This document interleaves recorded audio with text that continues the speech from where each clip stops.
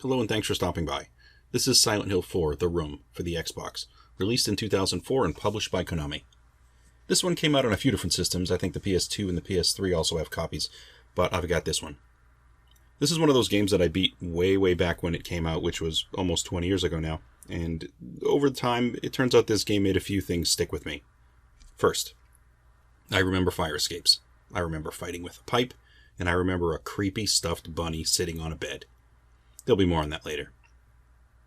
Now, this game apparently wasn't designed to be a Silent Hill game when it was being made.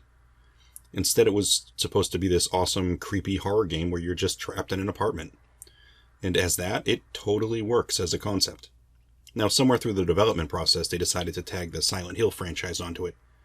It's really tertiary, I think. And I know there are people that don't really consider this much of a Silent Hill game as a result of that. But personally, I don't care one way or the other. I love the Silent Hill games, and this game is pretty great, and it seems to fit good enough in the Silent Hill universe for me. This game is basically you living in a nightmare. You start the game in first-person mode, and it's a nightmare, sort of, walking around your apartment, although it's not really your apartment. You don't seem to recognize anything. It's gross, it's creepy, and you play a little in this area, really, before you actually start the game. Eventually you get through it, you look at all the stuff you can, which isn't a lot. And then you wake up, and it's the classic, I was just having a nightmare trope, you know? Then you're in your apartment, and the game is really starting to take off here.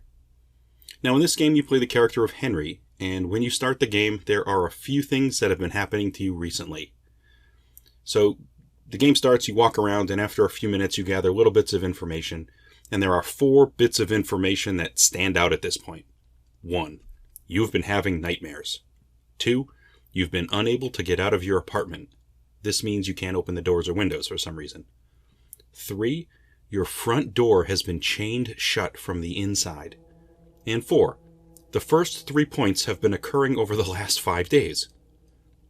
5 days? That really strikes me. Henry, you are remarkably calm for someone who's been unable to get out of his apartment for 5 days. I can see people flipping their lid after being stuck for 5 minutes, but 5 days?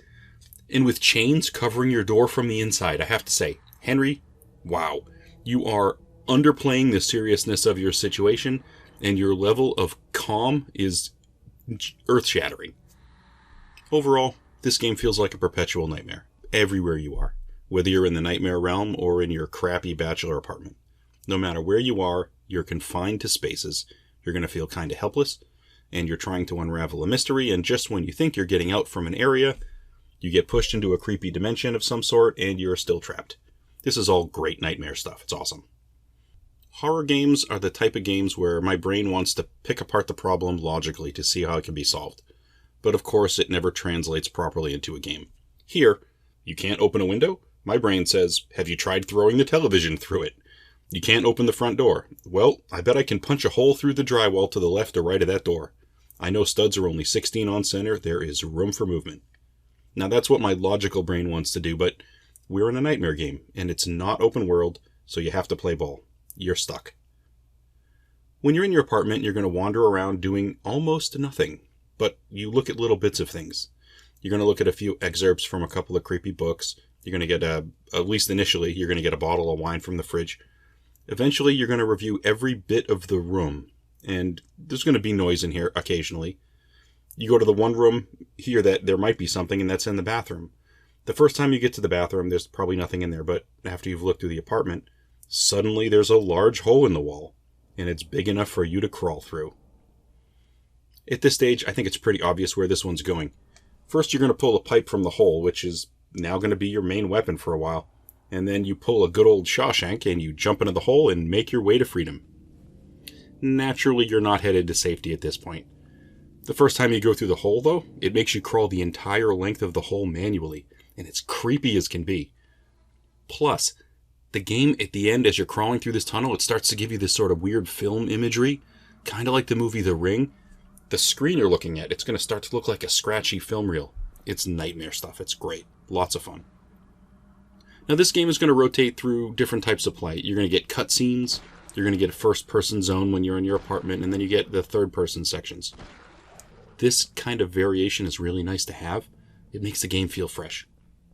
You don't have any real physical things to do when you're in first-person mode, really. You're really only going to fight in third-person. Now, third-person mode, it doesn't have the standard tank controls you'd expect, like Resident Evil or even the Silent Hill games prior. You're going to point your directional where you want to go, and that's your left analog stick. That's how you move. The camera, for the most part, is going to move with you, and in some areas you can actually adjust it a little bit using the right analog stick, which is nice, but you definitely don't have full motion. You can completely readjust the camera to right behind you if you press the left trigger. This is going to be important when searching certain areas because you're not going to get to see some things if you don't do that. Now in your travels here, you're going to be going from your apartment through a hole to the nightmare place and back again. Along your travels, you're going to gather items, you're going to gather information, and eventually weapons to fight whatever monsters you run into as you try to escape. Every time you get back to your apartment, you can save the game. And you'll need to check out your apartment again to see if anything's changed. That's actually kind of an awesome thing, to look through and find something you didn't find before, because it wasn't there to find. Look through the peephole again in the door. It's great. You also heal in your apartment, and that's important to know. If you're getting beaten up pretty good, if you manage to make it to a hole and jump back to your apartment, it's a reasonable strategy. The first weapon you get in the game is a pipe, and it's fun enough. You can smash a few mutant dogs early on, and when you hit them a couple times, they flop over. When they flop over, you can crush their skulls with a good old foot stomp. You have to or they're going to get back up. You can also find other handheld weapons along the way that might be better, like a golf club. But even though the golf club does a lot more damage, after a while it's going to break. Having breakable weapons in a game like this adds to the level of difficulty as you're running through things for sure. It becomes sort of a situation where you have to figure out if you should try to dodge an enemy or smash them to bits. It's up to you, obviously, but after a while, it becomes a real concern. Do you have even the time to do it? You're going to get other weapons as you go, of course, but when you find items here, I still run into the basic logical complaints that my brain dredges up when I run into things like this. What's the logic of me finding bullets randomly on a set of stairs? Who just left bullets there for me to find? I don't know. That seems weird. Okay, a golf club in a field? I guess I can probably think reasonably somebody could have forgotten their club, but a pack of bullets? That's kind of odd. And what's up with all these creepy wall guys? I'm running around and they're just crawling out to get me. I thought I was just running up a flight of stairs. Nope. Instead, they want me to have to dodge these guys at the same time. I didn't do anything to them. Just leave me alone.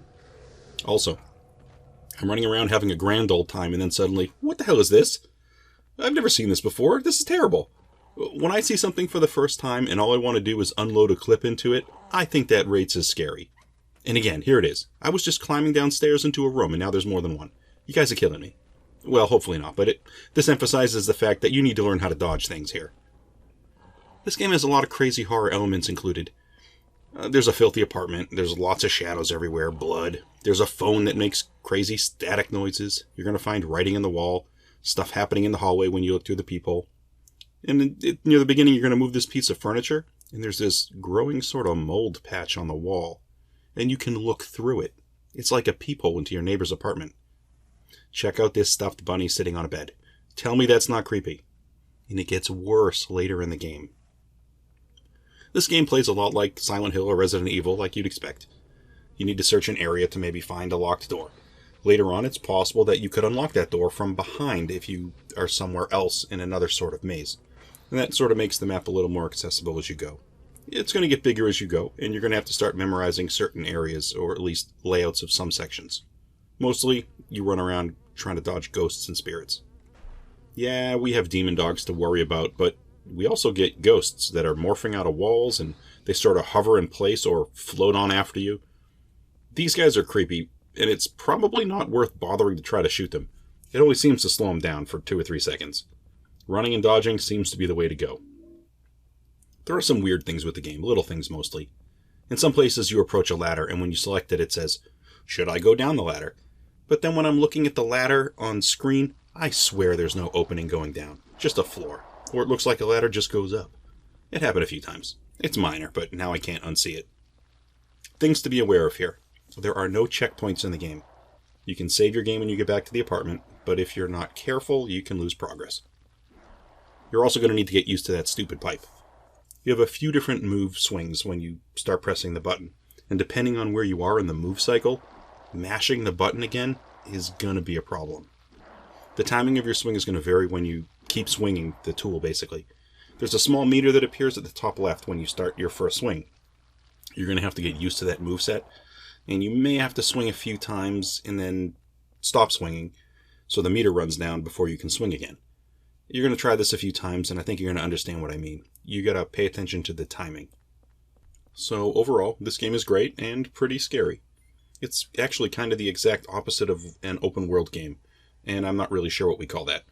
A closed world game? Or, I don't know, maybe just a game. I don't know. But I do know that this one likes to keep you confined to relatively small areas, and they don't all connect with one another. Sometimes it's going to feel like you have to solve multiple small sections that might never connect. Overall, it's a bit of a claustrophobic experience, and it really works here. You're not going to get a lot of guns or ammo in this one, and you're going to find yourself scrambling around mazes a lot. Overall, it's pretty great. I beat it 20 years ago, and I'm having just as much fun running through it now. If you're a horror fan, or a fan of Resident Evil or the Silent Hill style of game, I think this one should probably be on your radar. Well, that's all I have today for Silent Hill 4: The Room for the Xbox. Thanks for stopping by to give this one a look, and I'll catch you on another video.